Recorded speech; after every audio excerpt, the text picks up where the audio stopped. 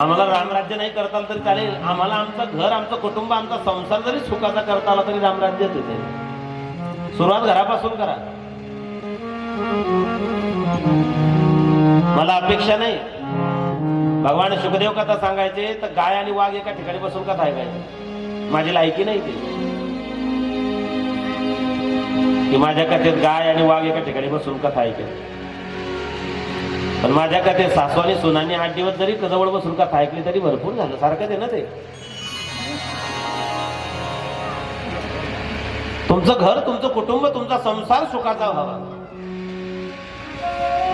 पुढे चंद्रवंश सांगणार आहे. रामवंश संपला, सूर्यवंश संपलं, चंद्रवंशाला सुरुवात होते. चंद्राला 27 बायका होत्या. चंद्राची सगळ्यात मोठी बायको, तिचं नाव आहे लाडकी रोहिणी. चंद्राने बृहस्पतीची बायको पळवली, तिचं नाव आहे तारा. तारेच्या पोटी एक मुलगा जन्माला, त्याचं नाव आहे बुध. बुधाच्या पोटी जन्माला पुरुरवा. पुरुरवाचं लग्न झालं उर्वशी सोबत, त्याला 6 मुलं झाली. पुरुरवाला 6 मुलं आहेत.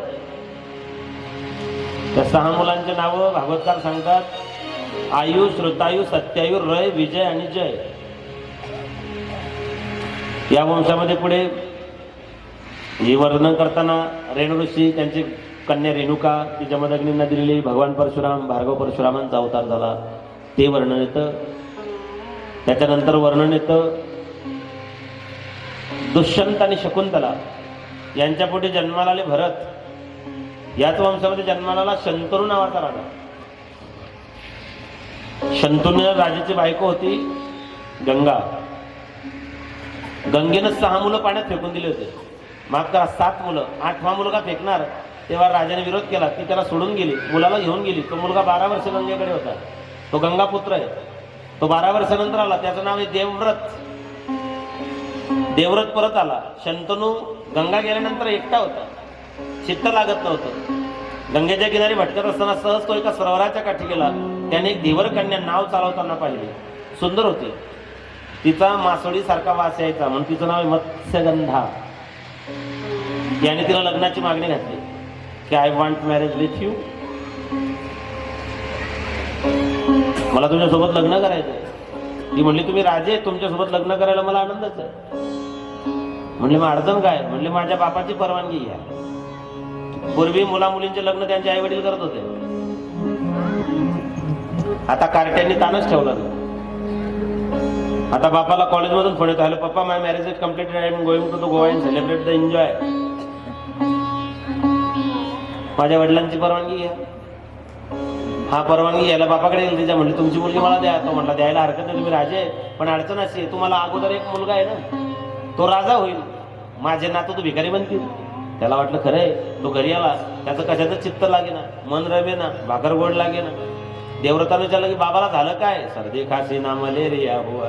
झालं काय मग नेमकं? म्हणजे त्याला लग्न करायचंय, मला लगीन करायला पाहिजे. आता तर पोरगे असतात म्हटलं तुला बारीक कुठे पाहिजे, लग्न करायचं या वयात. देवव्रताने सांगितलं बाबा अडचण काय मग लग्नाला? म्हणले पोरीचा बाप नाही म्हणतो. म्हणले मी जातो त्याच्याकडे. जगात आतापर्यंत असा एकमेव मुलगा झाला, तो बापाकरता पोरगी पाहायला गेला. राजा सांगितलं राजा तुझी पोरगी माझ्या बापाला दे. अरे म्हणले तू राजा होशील. म्हणले मी शब्द देतो राजा होणार नाही. म्हणले तुझ्यावर भरोसा आहे, पण तू मेल्यानंतर तुझे मुलं राज्याकरता भांडण करतील ना. याने सांगितलं तुम्हाला तर माझ्या मुलांची एवढी भीती वाटतो, मी प्रतिज्ञा करतो मी आजन्म ब्रह्मचर्याचं पालन करेल. त्याचं नाव आहे भीष्म पितामह. लग्न लागलं. शंतनूला सत्यवती पासून 2 मुलं झाले, विचित्रवीर्य आणि चित्रांगद. चित्रांगद मारला गेला गंधर्वांच्या हातून, उरला विचित्रवीर्य. विचित्रवीर्य उपवर झाला. काशी राजाच्या मुली होत्या अंबा, अंबिका आणि अंबालिका. यांना भीष्माने स्वयंवरातून जिंकून आणलं. त्यातली जी अंबा होती तिने सांगितलं माझं प्रेम शाल्वावरती आहे. शाल्वा हा नकुल सहदेवाचा सख्खा मामा, माद्रीचा भाऊ. अंबेला सोडून दिलं. अंबिका आणि अंबालिका यांच्या दोघांचं लग्न विचित्रवीर्यासोबत झालं. विचित्रवीर्य त्यांच्यात इतका आसक्त झाला, त्याला पुढे टीबी झाला. टीबी मध्ये तो मेला. मेल्यानंतर मुलबाळ नाही, संतती नाही, राज्याला वंश विस्तार नाही. तेव्हा व्यासांच्याकडून 2 पुत्र प्राप्ती केल्या गेली. अंबिकेला पोटी जन्माला आला आंधळा मुलगा, त्याचं नाव आहे धृतराष्ट्र. आणि अंबालिकेच्या पोटी जन्माला आला पांडू, त्याचा रंग पांढरुका होता, त्याचं नाव पांडू ठेवलं. या आंधळ्याचं लग्न कंधार म्हणजे आताच अफगाणिस्तान, गांधारी ही कंधारची होती. या आंधळ्यानं भारतातल्या पोरी सोबत लग्न नाही केलं, परदेशी बाई सोबत लग्न केलं.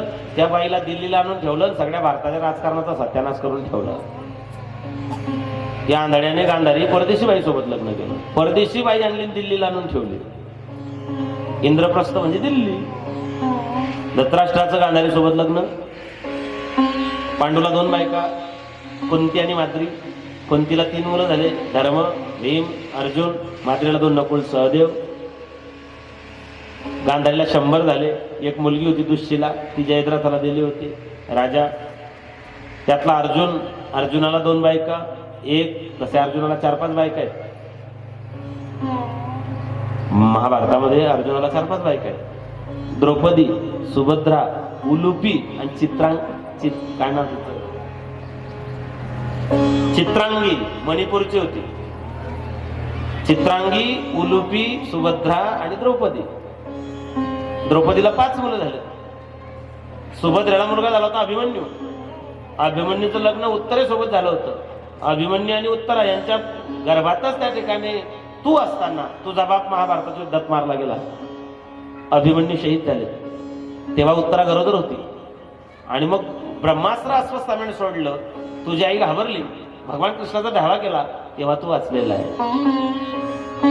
यदुवंशामध्ये वसुदेव देवकीच्या पोटी भगवंताने जन्म घेतला.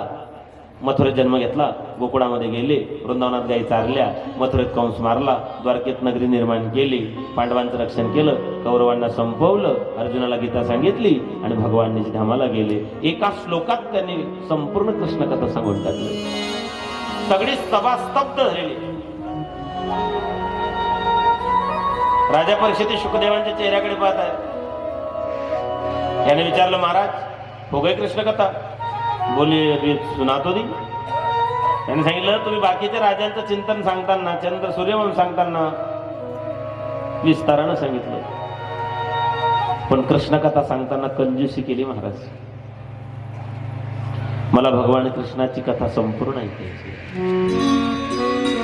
सांगितलं, राजा गेल्या 5 दिवसापासून तू काही खाल्लं नाही, पाणी पिलं नाही, एका जागी बसू नाही, काहीतरी खाऊन घे, काही पिऊन घे. त्याने सांगितलं, नाही, ज्या भुकेमुळे, ज्या तहानेमुळे माझी अवस्था झाली, मला भूक लागत नाही, मला तहान लागत नाही, मला भगवंताच्या कथा ऐकतानाच माझ्या मनाची तृप्ती होते. देवक्या पालितो गर्भे लालितोंगे यशोदया, यशोदया युतो बालो गोपालो रमतां हृदय, कथितो वंश विस्तारो भवता सोम सूर्यो, राज्ञां च भैवंशानां चरितं परमाद्भुतं, यदोश्च धर्मस्य नितरामुनि सत्यं, तत्रासेनावर्णतिर्नस्य विष्णुवीर्याणि संशय, अवतीर्ण भगवान् एव यद्रुवंश भगवान् भूतभावन, कृतवानि यानि विश्वात्मा तानि नो वद विस्तारात्. भगवान कृष्णाच्या अवताराचं चिंतन म्हणताय. कुणाच्या पोटी जन्म घेतला, कधी जन्म घेतला, हे वर्णन आपण आज पाहणार आहोत. एकदा आपण भजन करू, भगवान कृष्णाचं चिंतन करू, जेणेकरून कृष्ण परमात्म्याची कृपा आपल्या सगळ्यांवरती होईल. कृष्ण गोविंद गोपाल गाया कर, कृष्ण गोविंद गोपाल गाया कर, प्यारा मोहन नजर में बिताया कर, प्यारा मोहन नजर में बिताया करो, बिताया कर, कृष्ण गोविंद गोपाल गाया कर, कृष्ण गोविंद गोपाल गाया करो.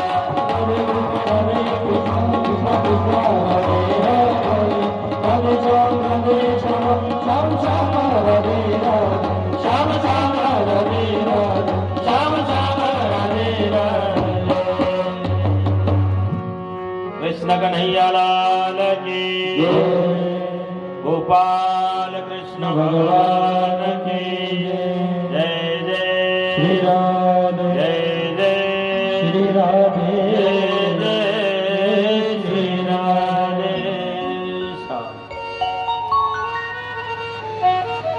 सत्य एक संपलं.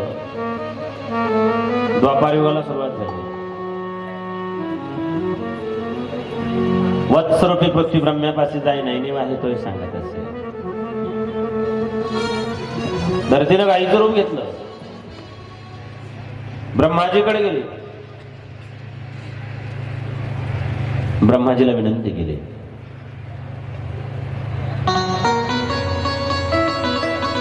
ब्रह्माजी श्री सुक्ताचं वर्णन करतात. क्षीरसागराम श्रीनंतामध्ये सुदना पद्मनाथ जगत व्यापक सदाशिव सदरूप चक्रधर भगवंताची स्तुती केली श्री सुक्ताने.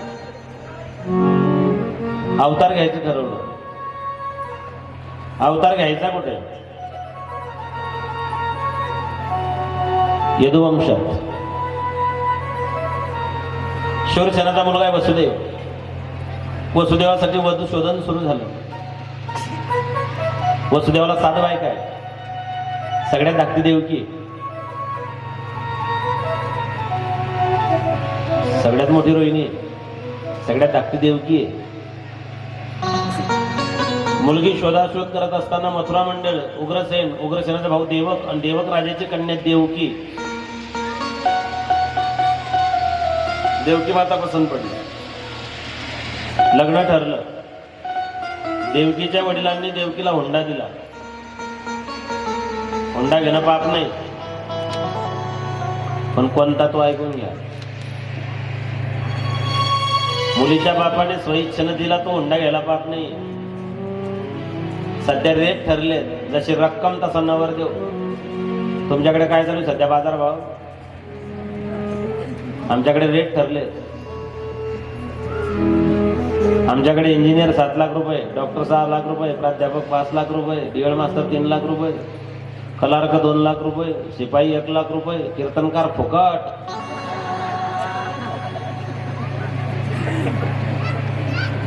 हुंडा मुलीच्या बापाने जो दिला तो. एका मंगल कार्यालयाच्या बाहेर लिहिलं होतं की लानत है उस नामर्द पर जो छिनकर दहेज लेते हैं. लानत है उस नामर्द पर जो छीनकर दहेज लेते हैं चंद रुपयों के लिए दूसरों के बेटियों के साथ खिलवाड़ करते हैं। लानत म्हणजे धिक्कार, दुल्हन ही दहेज है। आता तर पुढे मुलीच भेटणार नाही, सध्याच भेटत नाही। काळ बदलला। 1980 साली नवरदेव रेडिओ मागायचा, होंड्यामध्ये रेडिओ मागायचा। 1990 साली नवरदेव सायकल मागायचा। 2000 साली नवरदेव टू व्हीलर मागायचा। 2010 मध्ये नवरदेव 4 व्हीलर मागायचा आणि 2020 पर्यंत नवरदेव होंडा नको मामा फक्त पोरगी दे मला।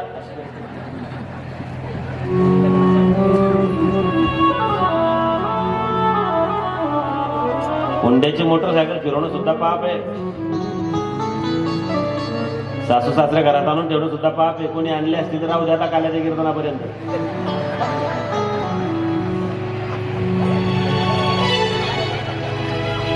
देवकी मातेच्या वडिलांनी होंडा दिला, काय दिला ऐका।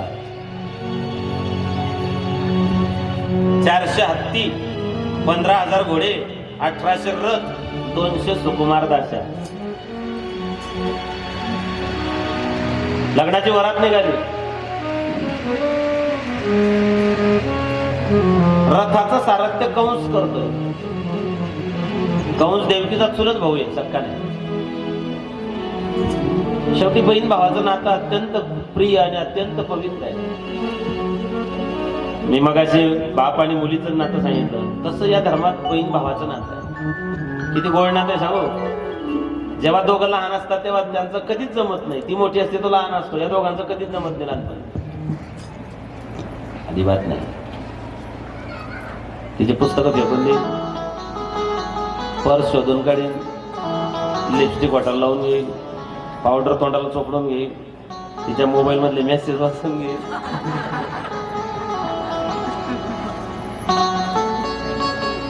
लहानपणी दोघांचं कधीच जमत। हिच्या लग्नापर्यंतही हा भानावर नसतो। हिचं लग्न ठरलं याला आनंद होतो, याला वाटतं मी सुक्या बनणार आहे, नवे कपडे भेटणार आहे। जाणीव होते कधी जेव्हा तिचं लग्न लागून जातं आणि तिला निरोप द्यायची वेळ येते, ताई ग तो झालीस परक्या,